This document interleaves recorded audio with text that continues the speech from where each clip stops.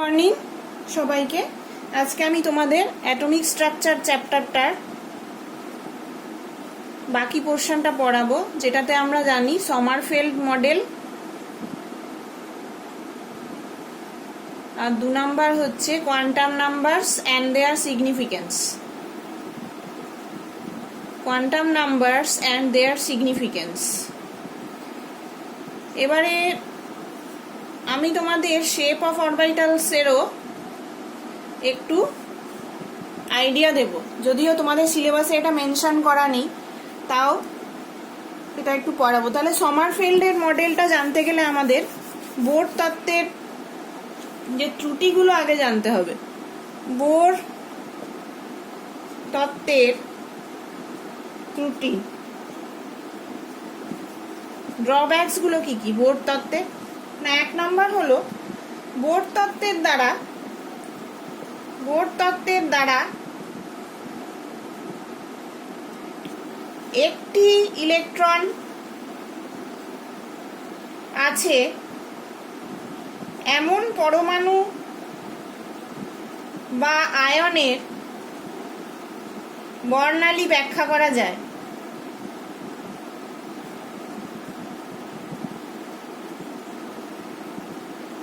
দুই বা তার বেশি ইলেকট্রন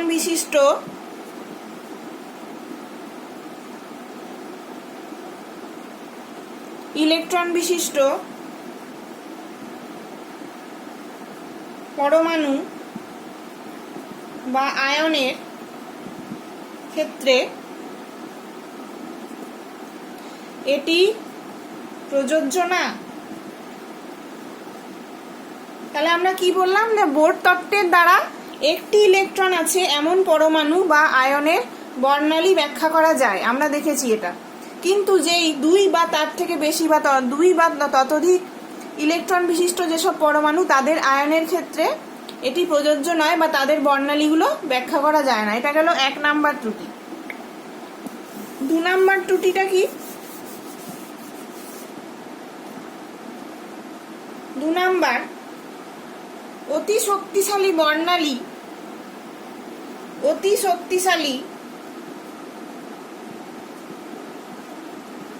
বর্ণালী বীক্ষণ ক্ষেত্রে বীক্ষণ যন্ত্রের সাহায্যে দেখা যায় হাইড্রোজেন পরমাণুর বর্ণালীর মূল রেখার পাশে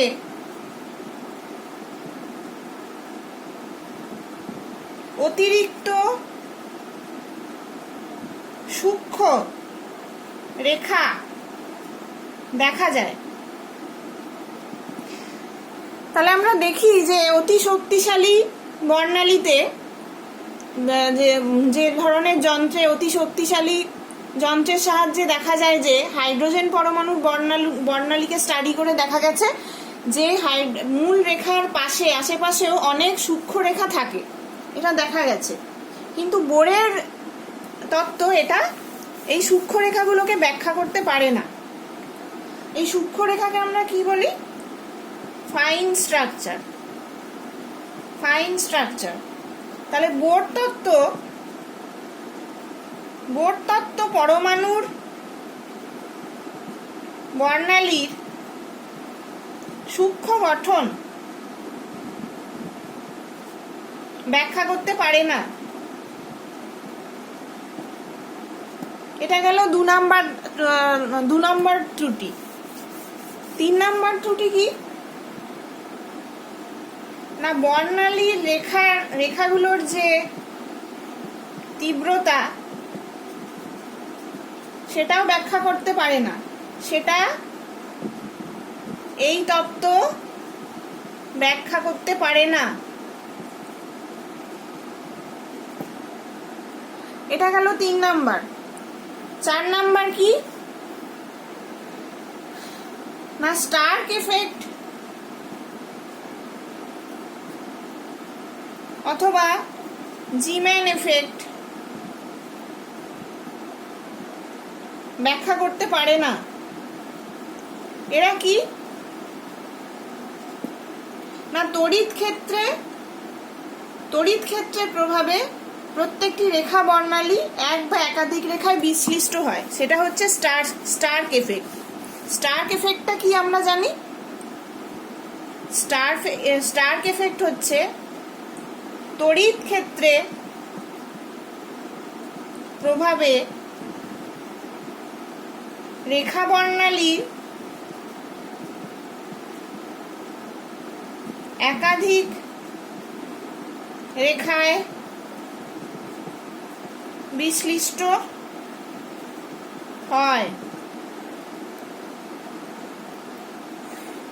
স্টার্ক এফেক্ট। আর জিম্যান এফেক্ট হচ্ছে চৌম্বক ক্ষেত্রে এই রেখা বর্ণালী যে বিশ্লিষ্ট হয় তাকে বলা হয় জিম্যান এফেক্ট। আর তড়িৎ ক্ষেত্রে যেটা হয় সেটাকে বলে স্টার্ক এফেক্ট। তো বোর তত্ত্ব এই দুটোকে ব্যাখ্যা করতে পারে না। 5 নাম্বার ত্রুটি কি?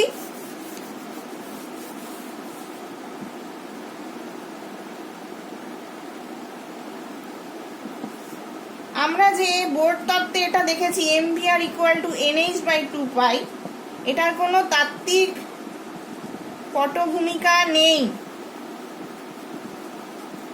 কোনো তত্ত্ব দিয়ে ও কিন্তু বোঝায়নি, এটা শুধু বলে দিয়েছে। 6 নাম্বার, বোরের তত্ত্ব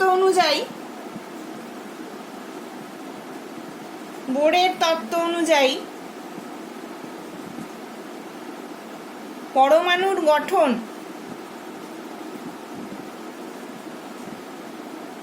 দ্বিমাত্রিক,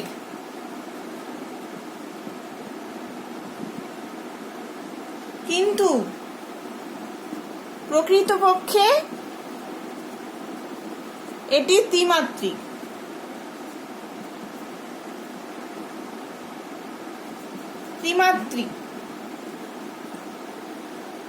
পরমাণুর গঠন অ্যাকচুয়ালি ও দ্বিমাত্রিক বলেছে, কিন্তু এটা অ্যাকচুয়ালি 3 ডাইমেনশনাল বা ত্রিমাত্রিক। আচ্ছা, 7 নাম্বার কি ত্রুটি?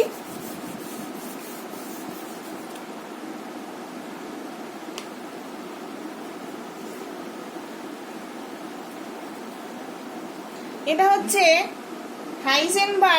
হাইজেনবার্গের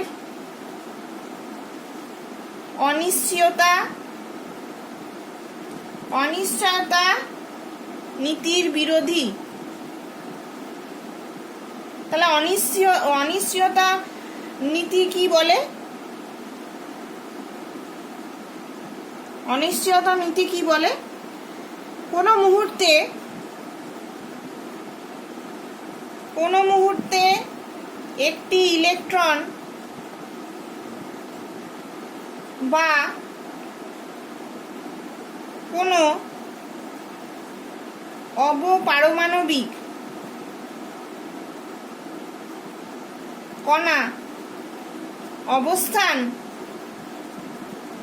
ও ভরবেগ একই সঙ্গে নির্ণয় করা সম্ভব না। এটা হচ্ছে আমাদের হাইজেনবার্গের অনিশ্চয়তা নীতি। কিন্তু বোর তত্ত্ব আমাদের কি বলে?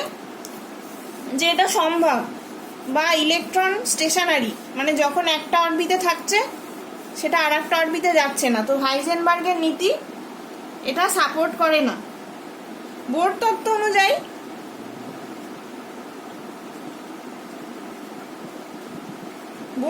অনুযায়ী ইলেকট্রনের কক্ষপথের ব্যাসার্ধ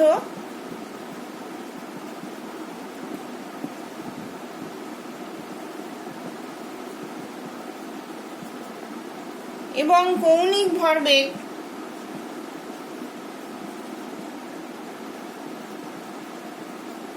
সঠিকভাবে নির্ণয় করা যায়। কৌণিক ভরবেগটা আমরা দেখলাম mvr = h/2 পাই করে বোর বলে দিয়েছে। আর কক্ষপথের ব্যাসার্ধটা ওটা ধরে ওটাকে কনস্ট্যান্ট ধরে আমরা বার করেছি, আর যেটা আর এন। তাহলে বোর তত্ত্ব এই দুটোই পাওয়া যায় সঠিকভাবে, কিন্তু সেটা হাইজেনবার্গ তত্ত্বের বিরোধী।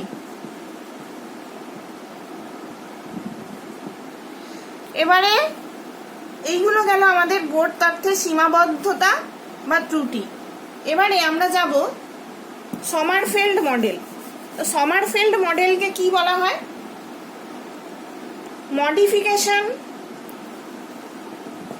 Modification of Bohr's theory by Sommerfeld. তাহলে বোরস থিওরিটাকে মডিফাই করেছে শুধু সমারফেল্ড। কেন না, আমরা জানি যে বোরস থিওরি ফাইন স্ট্রাকচারকে ব্যাখ্যা করতে পারে না, সেইটার জন্যই সমারফেল্ড এসে অরবিটাল কনসেপ্ট দেয়। কেন না, আমরা জানি একটি মূল শক্তি স্তরের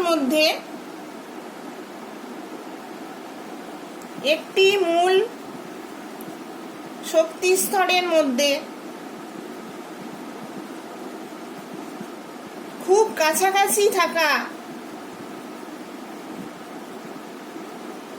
উপশক্তি স্তর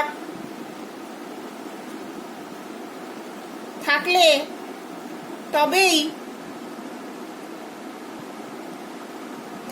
তাদের মধ্যে ইলেকট্রনের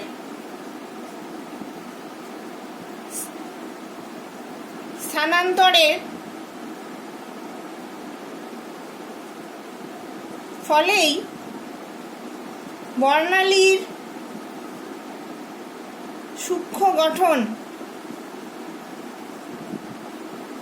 দেখা যায়। এটা ক্লিয়ার হলো যে একটি মূল শক্তি স্তরের মধ্যে খুব কাছাকাছি থাকা উপশক্তি স্তর থাকলে তাদের মধ্যে যে ইলেকট্রনের স্থানান্তরণের ফলেই বর্ণালীর সূক্ষ্ম রেখা দেখা যায়, আমরা এটা জানি।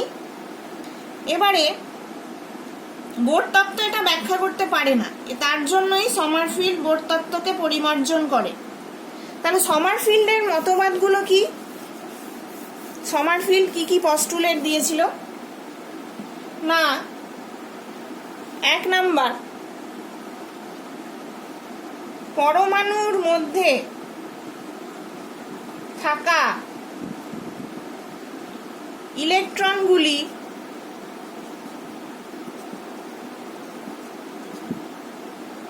বৃত্তাকার কক্ষপথের পাশাপাশি উপবৃত্তাকার কক্ষপথেও আবর্তন করতে পারে।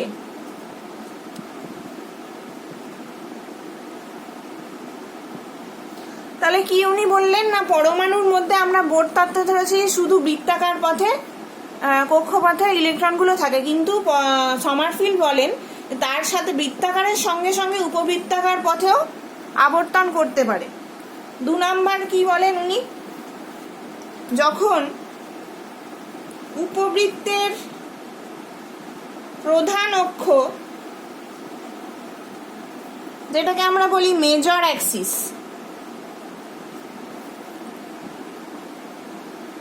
এবং গৌণ অক্ষের দৈর্ঘ্য সমান হয়,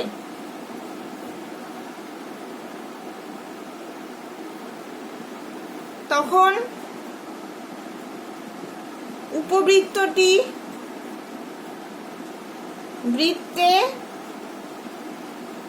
পরিণত হয়। মানে যখন মেজর অ্যাক্সিস আর মাইনর অ্যাক্সিস এর দৈর্ঘ্য সমান হয় তখন উপবৃত্তটি বৃত্তাকার পথে পরিণত হয়। এটা গেল 2 নাম্বার। 3 নাম্বার পয়েন্ট কি?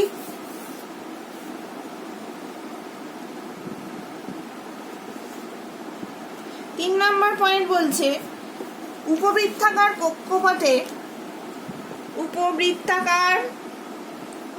কক্ষপথে ইলেকট্রনের আবর্তন ব্যাখ্যা করতে গিয়ে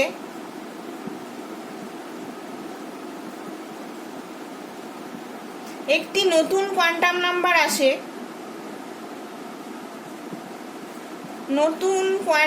নাম্বার আসে। সেটাকে আমরা বলি অ্যাজিমুথাল কোয়ান্টাম নাম্বার। সেটাকে কে দ্বারা রিপ্রেজেন্ট করা হয়, কে দ্বারা চিহ্নিত করা হয়। সেটা কি? কে এর সম্পর্ক কেমন হবে? কে সমান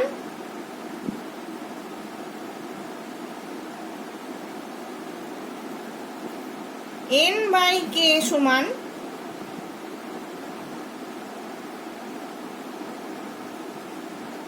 পরাক্ষের দৈর্ঘ্য ডিভাইডেড বাই উপাক্ষের দৈর্ঘ্য। এটা হচ্ছে রিলেশন n এর সাথে k এর। এবারে এই পয়েন্টের কেটাকে এবার ব্যাখ্যা করা হয়েছে। কে এর মানটা কিরকম হতে পারে? না, কে এর মান 0 হতে পারে না। তার কারণ কি? উপবৃত্তটা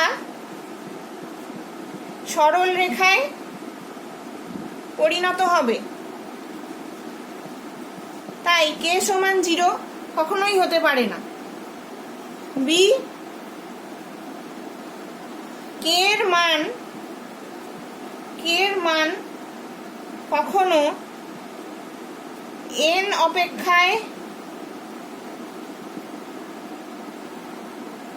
বেশি হতে পারে না।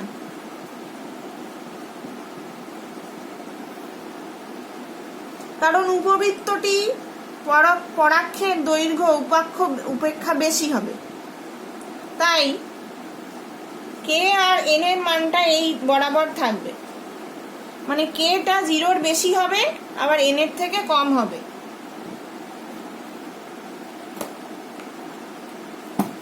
তিন নাম্বার কি? সি, কে সমান n হয় তখন উপবৃত্তটি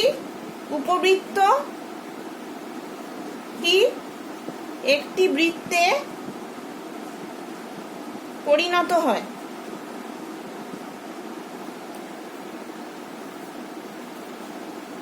n সমান 1 হলে কে এর মান 1 হবে। অতএব প্রথম কক্ষটি বৃত্তাকার হবে।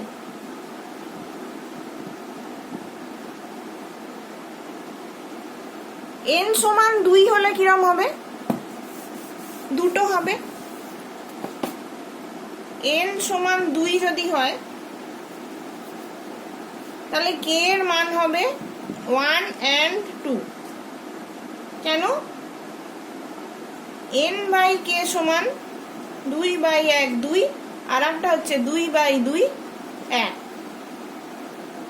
তাহলে 1 যেটা সেটা সেই পথটা বৃত্তাকার, আর 2 যেটা সেটা উপবৃত্তাকার।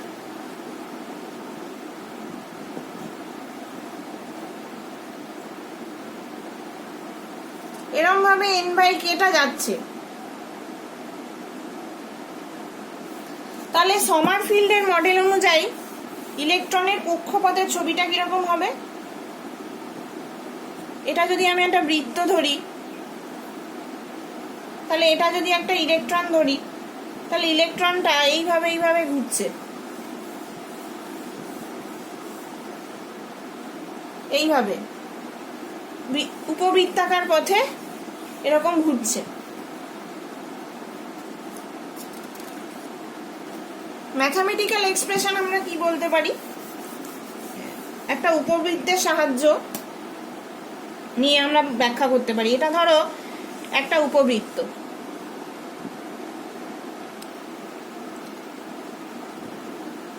এটা মাইনর অ্যাক্সিস, এটা মেজর অ্যাক্সিস, পরাক্ষ, এটা উপাক্ষ। এবার এটা যদি একটা ইলেকট্রন হয়, এর রেডিয়াল বেগ vr, স্পর্শকীয় বেগ v, আর এই দিক বরাবর কৌণিক বেগ v কে।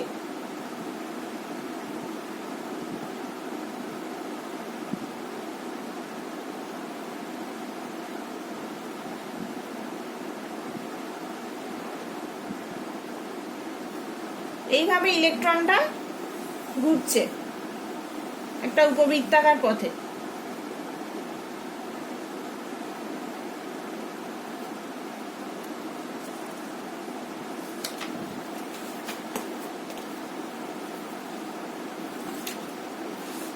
তাহলে এইভাবে আমরা উপকক্ষ বা ইলেকট্রন শক্তির তারতম্যের কারণেই পরমাণুর বর্ণালীর সূক্ষ্ম গঠন দেখা যায়। তাহলে পরমাণু বর্ণালীর সূক্ষ্ম গঠনটা আমরা ব্যাখ্যা করতে পারি কি করে?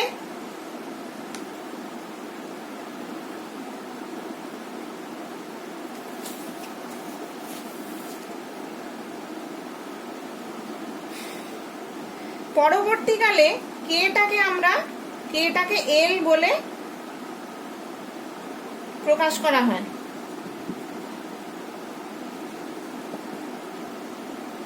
তাহলে এল এর মানের সাহায্যে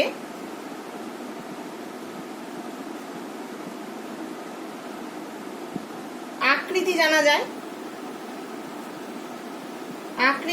যায়। তাহলে এন এর যে কোনো মানের জন্য এল এর মান হবে 0 to n-1।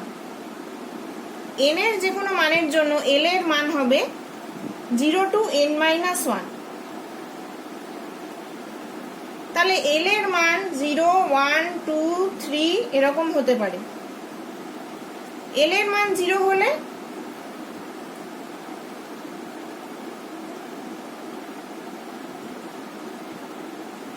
তাদের যথাক্রমে s, p, d, f electron বলা যায়।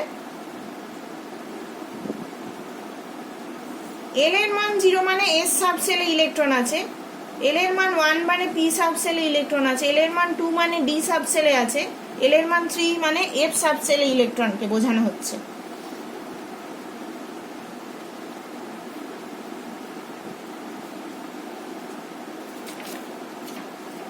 তাহলে এই যে বর্ণালী ব্যাখ্যা, এটা সমারফিল্ড কিভাবে দিল সেটা আমরা আসছি। বর্ণালীর ব্যাখ্যাটা কিরকম হবে, বর্ণালীর যে ব্যাখ্যাটা সেখানে আসছে। তাহলে নিউক্লিয়াসকে একটি ফোকাসে রেখে উপবৃত্তাকার কক্ষপথে ইলেকট্রনটি আবর্তনের সময় ইলেকট্রনটি যখন নিউক্লিয়াসের সবচেয়ে নিকটবর্তী হয়, যখন নিউক্লিয়াসটা সেন্টারে থাকে আর ইলেকট্রনটা সব থেকে নিকটবর্তী হয়, সেটাকে বলে পেরিহিলিয়ান পজিশন। তখন কি হয়, তখন গতিবেগ বৃদ্ধি পায়, আর যখন সব থেকে নিউক্লিয়াসের দূরের অবস্থায় থাকে, মানে এটা যদি একটা ইলিপস ধরি, তাহলে ইলেকট্রনটা এইভাবে ঘুরছে, তো এটা যদি নিউক্লিয়াস হয় তাহলে এটা সব থেকে কাছের পজিশন, আর সব থেকে দূরের পজিশন আমরা যদি এটা ধরি, তাহলে এটাকে আমরা কি বলবো, অ্যাফেলিয়ান পজিশন। এটাতে ইলেকট্রনের গতিবেগ সব থেকে কম থাকে বা হ্রাস পায়, অ্যাফেলিয়ান পজিশনে। তাহলে ইলেকট্রনের আপেক্ষিক ভরও কিছুটা হ্রাস পায় বা বৃদ্ধি হয়, আপেক্ষিক ভরেরও চেঞ্জ হয়। আপেক্ষিক ভর কখনো হ্রাস পাবে বা বৃদ্ধি পাবে। এই কারণে ইলেকট্রনের উপকক্ষটি নিউক্লিয়াসের চতুর্দিকে সরতে থাকে। এই কারণেই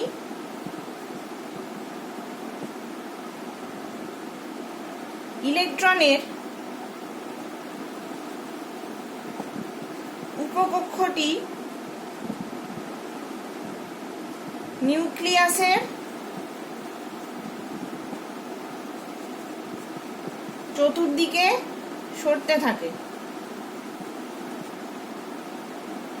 উপকক্ষের এই অপসরণের ফলে ইলেকট্রনের শক্তির সামান্য তারতম্য ঘটে। উপকক্ষ বা ইলেকট্রনের শক্তির তারতম্য ঘটে।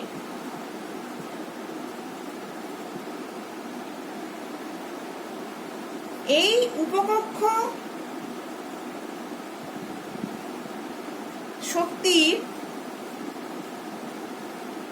তারতম্যের কারণেই পরমাণু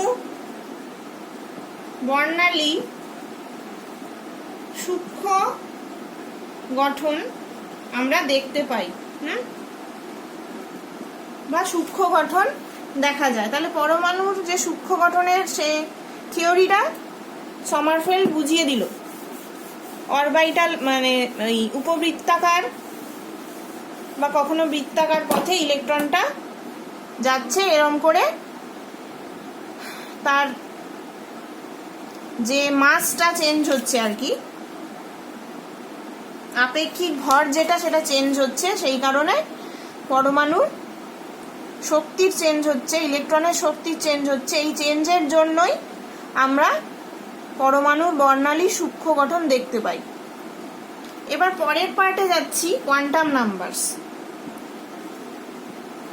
কোয়ান্টাম নাম্বারস, চারটে কোয়ান্টাম নাম্বার আমরা আছে জানি, এন, এল, ম্যাগনেটিক কোয়ান্টাম নাম্বার এম, আর স্পিন কোয়ান্টাম নাম্বার এস। প্রথমে আমরা জানি এনটা কি। এন হচ্ছে মুখ্য কোয়ান্টাম সংখ্যা,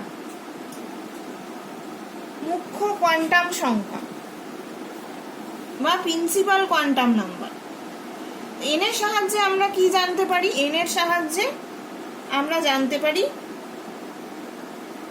কক্ষপথের ব্যাসার্ধ এবং 2 নাম্বার ইলেকট্রনের শক্তি। কিভাবে না, আমরা আগেও জানি Rn সমান n square h square by 4 pi square m j d square.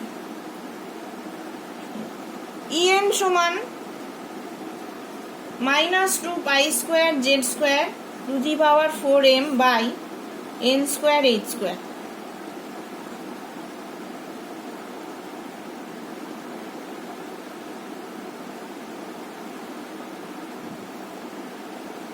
এইভাবে আমরা এন থেকে জানতে পারি। বিভিন্ন মুখ্য কক্ষ ইলেকট্রন ধারণ ক্ষমতার একটি তালিকা বানানো হয়েছে। মুখ্য কক্ষ n সমান 1, n সমান 2, n সমান 3, n সমান 4। n সমান 1 মানে কে কক্ষ, n সমান 2 মানে l কক্ষ, n সমান 3 মানে m কক্ষ, n সমান 4 মানে n কক্ষ। আচ্ছা, এদের মুখ্য কক্ষের ইলেকট্রনের সংখ্যা কত হবে? 2n square. মানে n সমান 1 হলে সেই মুখ্য কক্ষে বা কে সেলে কটা ইলেকট্রন থাকবে? 2 × 1 স্কোয়ার সমান 2। আবার এল সেলে কত থাকবে? 2 × 2 স্কোয়ার মানে 8। এটার ক্ষেত্রে 18, এটার ক্ষেত্রে 32। তাহলে কে এল এম এন যে সেলগুলো, সেটাতে মুখ্য কক্ষে 2, 8, 18, 32টা ইলেকট্রন থাকবে। নেক্সট আমরা যাচ্ছি এল বা গৌণ কোয়ান্টাম সংখ্যা।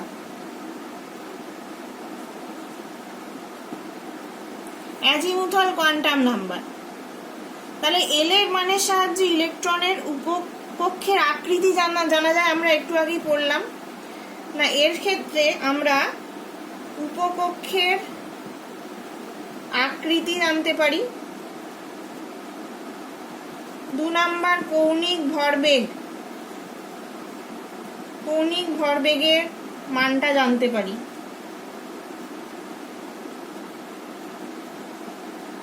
তাহলে এল এর মানটা এন এর উপর নির্ভরশীল। কিরকম ভাবে না, এন এর মান যা হবে এল এর মান হবে 0 to n-1। তাহলে উপকক্ষের আকৃতির যে ডেসক্রিপশনটা এখান থেকে পেয়ে যাব আমরা। উপকক্ষের আকৃতি অর শেপ অফ সাবশেলস। সাবশেল কোনগুলোকে বলে? S, P, D, F. এদের শেপগুলো কিরকম হয়? এন এর মান, যে কোনো মানের জন্য এল এর মান যত বেশি হয় উপবৃত্তাকার পথের আকৃতি ততই বৃত্তাকার পথের দিকে অগ্রসর হয়, এবং এল এর মান n-1 এর মানের সমান হয়, তখন উপবৃত্তটি বৃত্তাকার পরিণত হয় আমরা জানি। n সমান 1 হলে 1s অরবিটাল, 2 হলে দুটো পাবো আমরা, 1 আর 2। 1 এর জন্য s, 2 এর জন্য p। 2 এর জন্য 2s 2p পাবো, 1 এর জন্য শুধু 1s পাবো। তাহলে n সমান 2 এর জন্য আমরা কি কি অরবিটাল পাবো? l সমান 0 to n-1, 0, 1, 2। এটা হচ্ছে 0 আর 1 পাবো, সরি। 1 এর জন্য p আসবে, 0 এর জন্য s। তাহলে 2s টা হবে বৃত্তাকার,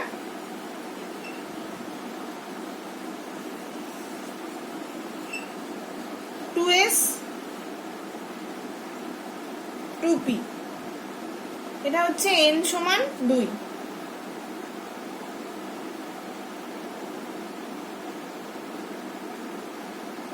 তিনের জন্য কিরকম হবে?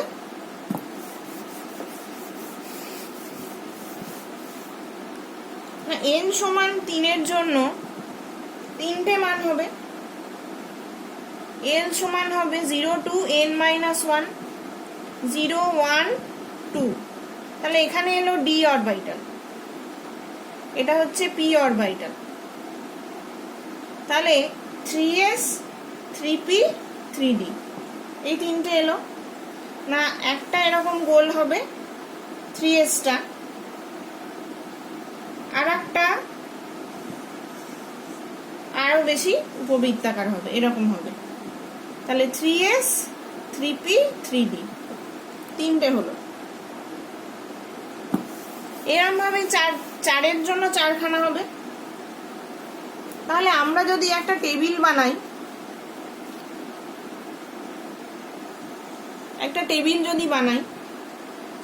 মুখ্য কোয়ান্টাম সংখ্যা n সমান 1, তাহলে l সমান কি হবে? 0। এটা হচ্ছে 1s উপকক্ষ হবে। আর তার শেপটা কেমন হবে? বৃত্তাকার।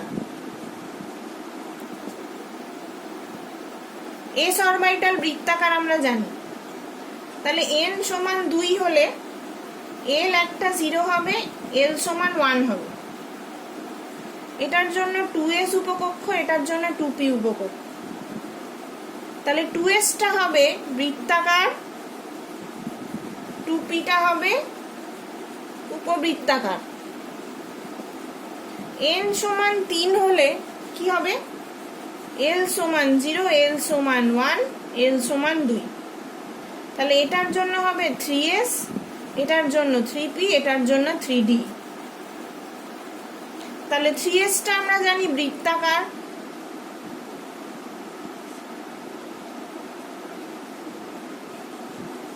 উপকক্ষ উপবৃত্তাকার, এটার জন্য উপকক্ষ হবে বৃত্তাকার।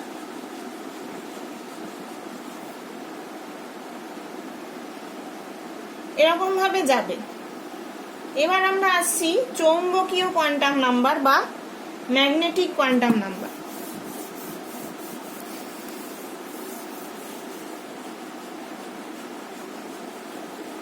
চৌম্বকীয় কোয়ান্টাম সংখ্যা और ম্যাগনেটিক কোয়ান্টাম নাম্বার। এটা কোথা থেকে আসে না, জিম্যান এফেক্ট থেকে। এটার উৎপত্তি হচ্ছে জিম্যান এফেক্ট। জিম্যান এফেক্ট আমরা জানি যে চৌম্বক ক্ষেত্রে যে রেখা বর্ণালীর বিভাজন, চৌম্বক ক্ষেত্রে যে রেখা বর্ণালী বিশ্লিষ্ট রেখায় পরিণত হয় সেটাকে বলে হয় জিম্যান এফেক্ট। সেটার থেকে আমরা এম যে কোয়ান্টাম নাম্বার এটা পাচ্ছি, অথবা এমটাকে ml দ্বারাও রিপ্রেজেন্ট করা হয়।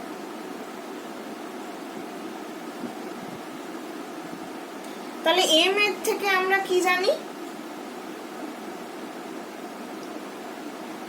কক্ষটি ত্রিমাত্রিক শূন্যে কিভাবে বিন্যস্ত আছে এটা আমরা জানতে পারি। এবার প্রতিটি নির্দিষ্ট মানের এল এর জন্য, প্রত্যেকটি এল এর মানের জন্য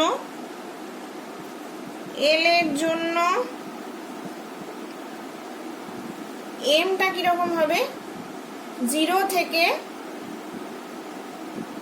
0 সহ -l থেকে +l, এই কটা মান হবে। তাহলে মোট মান কত হবে এম এর, 2l+1। যেমন l সমান 2 যদি হয় তাহলে এমটা হবে -2 -1 0 +1 +2। ঠিক আছে, 5টা মান হলো। তাহলে ডি অরবিটালের আমরা 5টি ভিন্ন আকৃতির কক্ষক পাই। কি কি পাই, dxy, dyz, dxz, dx2y2, dz2, এই 5টা ডিজেনারেট ডি অরবিটাল পাই। ডিজেনারেট বলতে এরা হচ্ছে ডিজেনারেট, 5-fold ডিজেনারেট বলা হয়, 5-fold ডিজেনারেট। ডিজেনারেট মানে সেম এনার্জি, এদের প্রত্যেকেরই সমান এনার্জি থাকে। dxy, dxz, dyz, dx2y2, dz2, এদের প্রত্যেকেরই শেপগুলো আলাদা হয়।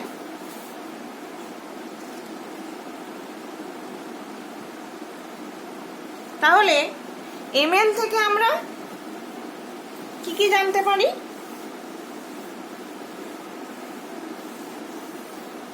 যদি 2 হয় তাহলে এটা হচ্ছে চৌম্বক ক্ষেত্র।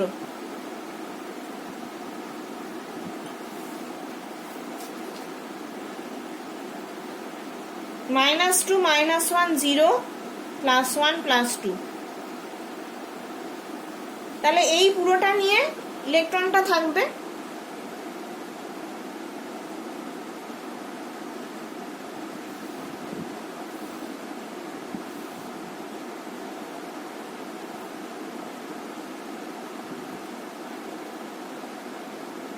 এটা হচ্ছে ডি উপকক্ষের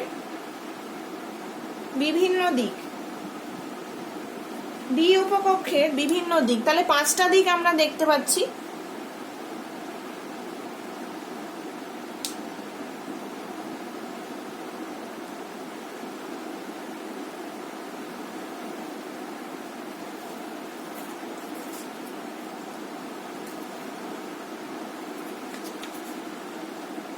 এবারে আমরা যাচ্ছি ঘূর্ণন কোয়ান্টাম সংখ্যায় বা স্পিন কোয়ান্টাম নাম্বার।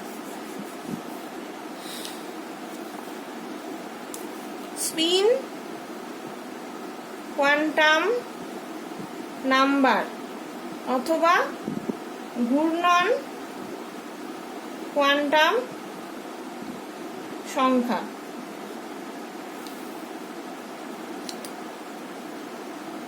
ঘূর্ণন কোয়ান্টাম সংখ্যা এটাকে এস দ্বারা রিপ্রেজেন্ট করা হয়। এটার দ্বারা কি জানা যায় না, এই কোয়ান্টাম নাম্বারের সাহায্যে আমরা কি জানতে পারি, ইলেকট্রনের ঘূর্ণনের অভিমুখ জানা যায়। কাঁটার দিকে যদি ঘূর্ণনটা কাঁটার দিকে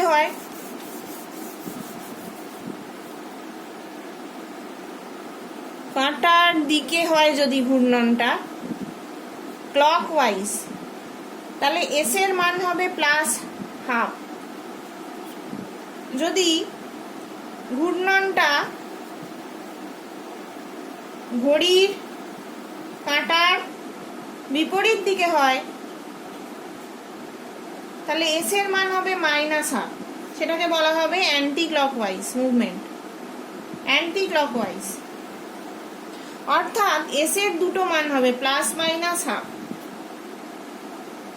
তাহলে দুটি মানই হতে পারে, একটা হবে এস এর জন্য +½ এস এর জন্য -½ এই আমাদের গেল 4খানা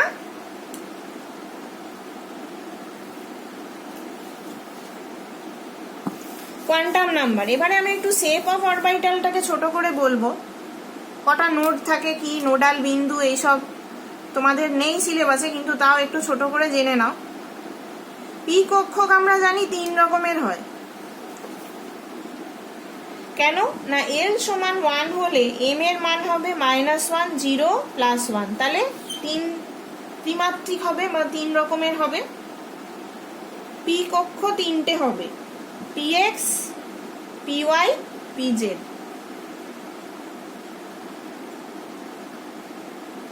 তাহলে কিরকম দেখতে হয়, px টা কিরকম দেখতে হবে, এটা x অ্যাক্সিস, এটা y অ্যাক্সিস, এটা z অ্যাক্সিস হলে px হবে এরকম, মানে এই দিক বরাবর ইলেকট্রনটা থাকবে, এটাকে আমরা বলবো নোডাল বিন্দু। এই বিন্দু বরাবর ইলেকট্রনের বা ইলেকট্রন ডেনসিটি যেটা সব থেকে কম থাকে নোডাল বিন্দু বরাবর, বা ইলেকট্রনের এটা থাকেই না বলতে গেলে, এটা হচ্ছে px কক্ষ। py টা কিরকম হবে, আমরা ছোট করে px py আর pz টা একসাথে এঁকে দেখাচ্ছি। এটা x z y, তাহলে এটা হচ্ছে px, এটা গেল আমাদের px,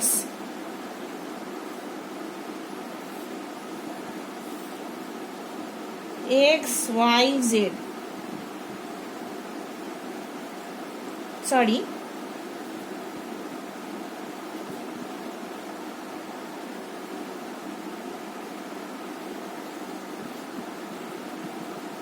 এটা py,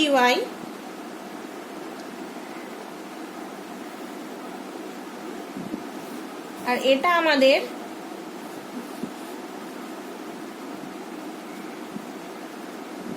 pz। এটাকে বলে ডাম্বেল শেপ। পি অরবিটালকে বলে হয় ডাম্বেল শেপ। তাহলে এদের একটাই নোডাল বিন্দু থাকবে,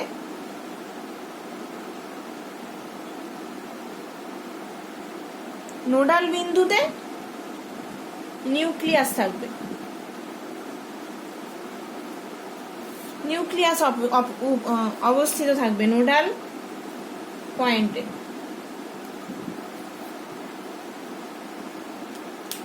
আর ডি এরটা তোমরা একটু জেনে রাখো ছোট করে। ডি অরবিটাল আমরা জানি 5টা, এল এর মান 2 হলে এম এর মান 5টা হয়।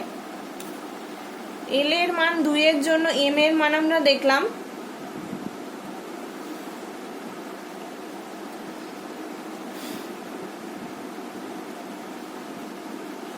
এই 5টা হবে। তাহলে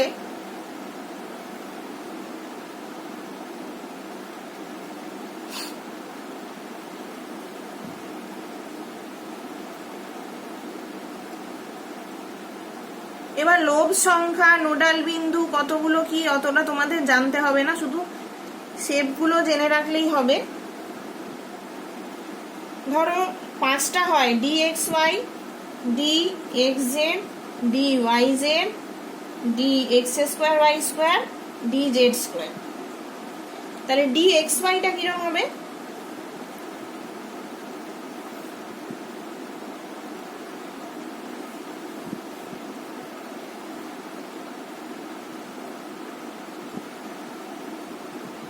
এটা হচ্ছে ডি এক্স ওয়াই কক্ষ, এক্স ওয়াই।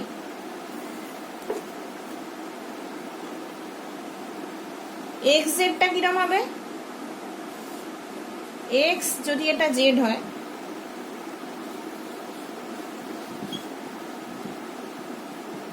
এটা হচ্ছে D X Z. D Y জেডটা কিরকম হবে?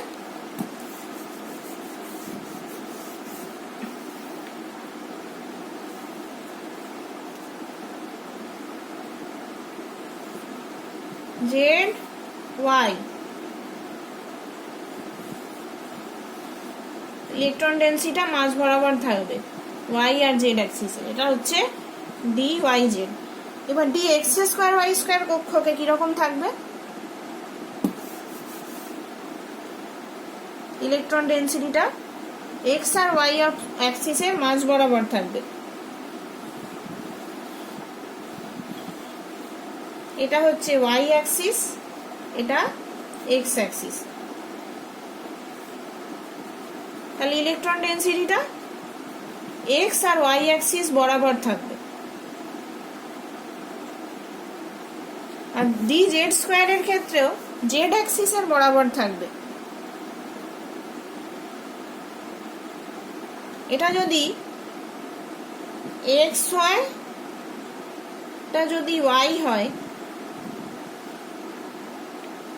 তাহলে ডি জেড স্কোয়ার এরকম একটা নোডাল প্লেন থাকবে এক্স ওয়াই, এক্স অ্যাক্সিস বরাবর এক্স ওয়াই প্লেনে একটা নোডাল প্লেন থাকবে। আর ইলেকট্রন ডেন্সিটিটা জেড অ্যাক্সিস বরাবর থাকবে।